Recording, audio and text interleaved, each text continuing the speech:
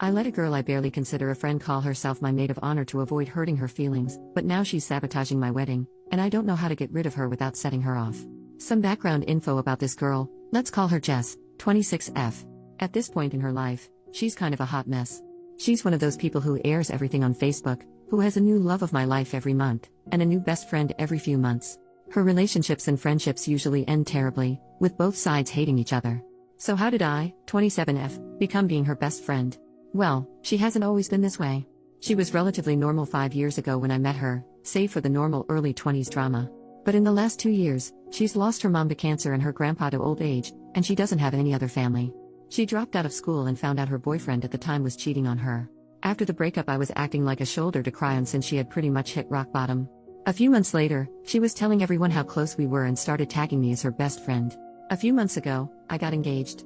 Unbeknownst to me, she started telling everyone she was my maid of honor, even though I've always planned on making my sister my maid of honor. But this was right after Jess' mom had died, so I just improvised and said I would have 2 maid of honors. It's still not what I would have liked, but I literally couldn't bring myself to tell this poor girl I don't consider her my best friend. That was my first mistake. About a month after I got engaged, she met a guy. 2 weeks later, she was engaged. A week later, she was married. A month later, she was divorced, separated. I don't know if it's legal yet. I don't know if anything was legal. But she changed her last name and is still going by that, so I'm guessing it was legal. Ever since the divorce, my own wedding planning has become unbearable. She is constantly telling me how marriage doesn't work, love can't save things, etc., etc. And criticizes how much I'm spending on my wedding when she had hers for a few hundred. Vegas wedding. It's gotten to the point where she's rude to the vendors I'm meeting with, but she gets really upset when I don't take her to meetings since she's the maid of honor. So I'm at the point where I just want to cut her out of the wedding, like I should have done in the first place. However, when I confessed this to a mutual friend, my friend let me know to be careful because Jess can be really vindictive. When she found out her ex from a few years ago was getting married, she tried to contact the bride and tell her he was cheating on her. He wasn't. One of her last besties was fired from her job because Jess made multiple email accounts and regularly contacted customer service complaining about her. And since she knows so much info about my wedding already, I'm really terrified that she'll somehow try to sabotage it. So basically, I don't know what to do at this point. I feel like this wedding is getting away from me, but I also don't know if it'd be less painful to keep her a part of it, because it would save me all drama. I don't know what she's capable of, so I'm really worried that she'll somehow make everything harder for me if I don't just grin and bear it. Help. Update. 3 months later, guys. This went full-blown crazy. Before I could have a conversation with Jess, she confronted me about it. Apparently the mutual I confided in let the whole story leak, and a twisted, more dramatic version made its way back to Jess. Shit, meet fan. It was an hour or two of me trying to explain to Jess in a somewhat calm manner that I felt she had overstepped her boundaries, and it was really taking a mental toll on me while she yelled about what a terrible friend I was and how she's tired of putting all of her faith in the wrong people, and how she was tired of trying her best to be a good maid of honor. I made the mistake of pointing out that I had never asked her to be my maid of honor in the first place, and she responded with, well, then I must be delusional. The first step is admitting you have a problem, so. Progress? Needless to say, we aren't on speaking terms. Shortly after that, I took all of your advice and called all of my wedding vendors and let them know that my fiancé and I were going to be the only people making any decisions, and set up a confirmation word with them. Apparently this crap happens a lot because nobody even asked why. I accidentally forgot to contact the bakery making our cake, but luckily they called me and asked if I was certain I wanted to cancel the wedding cake. Apparently there was a voicemail left on their machine. Wonder how that happened. Here's where things get really nuts.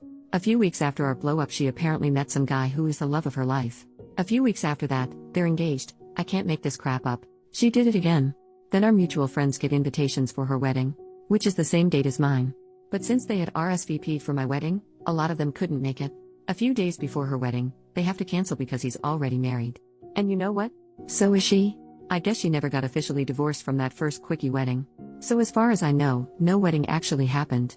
I have no idea if they still plan to. I'm just glad to be away from that circus. But anyways, I got married a few weeks ago. Everything was wonderful, the weather was great, and everyone present was a joy to be around, except maybe my uncle who gets a little too dancy when he's drunk, but you know. Family. Thank you to everyone who responded, and to everyone letting me know I'm not helping matters by going with the flow. I will be actively practicing caution when making friends, by running from crazy and not comforting it. Relevant comments. Commenter number 1, anyone else think the mutual friend is kind of crappy? She was the one who told OP to be careful about Jess. Yet she decided it would be a good idea to blab about what OP told her, knowing full well it would get back to Jess. Now instead of telling Jess on her own terms, OP got ambushed instead. OP, I actually asked her about it a few days after the blow-up. Her defense was that she didn't actually tell Jess, she told another mutual friend of ours, who told someone else, who told someone else, who told Jess, so technically it wasn't her fault. Which is how by the time it got to Jess the story was somewhere along the lines of, oh my gosh, OP is telling everyone you're ruining her life and sabotaging the wedding. All of us met at work, we all worked at the same restaurant long ago, and it was always a drama-filled place.